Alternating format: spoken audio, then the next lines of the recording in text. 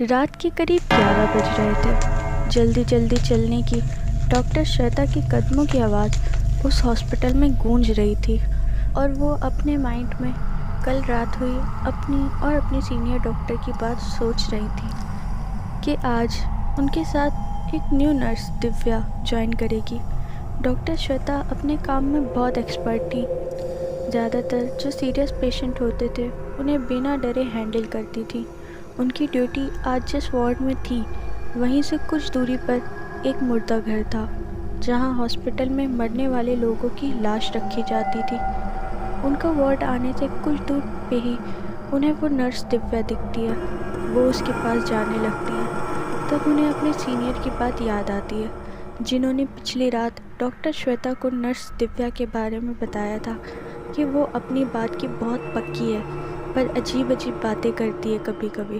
और दिव्या की एक ख़ास बात है जो उन्होंने नहीं बताई थी और कहा था कि आज पता चल जाएगी। डॉक्टर श्वेता दिव्या के पास जाती हैं। डॉक्टर श्वेता को देखकर दिव्या बिल्कुल चुप रहती है। उनके पूछने पर बस उनकी कुछ कुछ बातों का जवाब देती और फिर चुप हो जाती। तो डॉक्टर श्वेता दिव्या से कहती हैं, पहले दिन ही यहाँ की मरीज़ देख के डर गई क्या? तो इस पर दिव्या कहती है, डरना कैसा, ना इंसान ना आत्मा, ऐसी कोई चीज़ नहीं होती जो बेवजह नुकसान पहुँचाए। हाँ, बस कुछ आत्मा अच्छी और बुरी होती हैं। इस पर डॉक्टर श्वेता हंस के कहती हैं, आत्मा, मैं नहीं मानती आत्मा वगैरह कुछ भी होता है। आजकल तो इंसान ही इंसान को डराते हैं। तो दिव्या कहती है, नहीं, आत्मा होती हैं, हमारे बीच ही होती हैं। इंसान की समझ में भी नहीं आता कि कब उसकी मौत हो गई और उसकी आत्मा हमेशा के लिए उसका शरीर त्याग दे। डॉक्टर श्वेता उसकी ऐसी बातों से उसे थोड़ा सा अजीब समझकर कुछ नहीं कहती। कुछ दूर मुर्दा घर में वार्ड बॉय एक लाश ले जा रहे थे।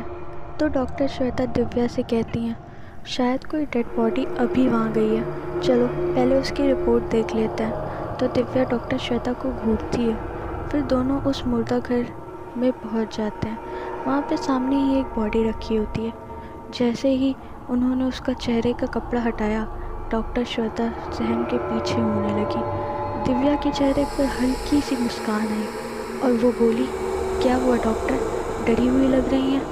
मैंने आपसे कहा था ना, आत्मा होती हैं पर बेवजह नुकसान नहीं पहुंचाती। उनमें से कुछ को तो पता भी नहीं होता कि उनकी मौत हो गई। वो रोज़ की तरह अपना हर काम जारी रखती हैं।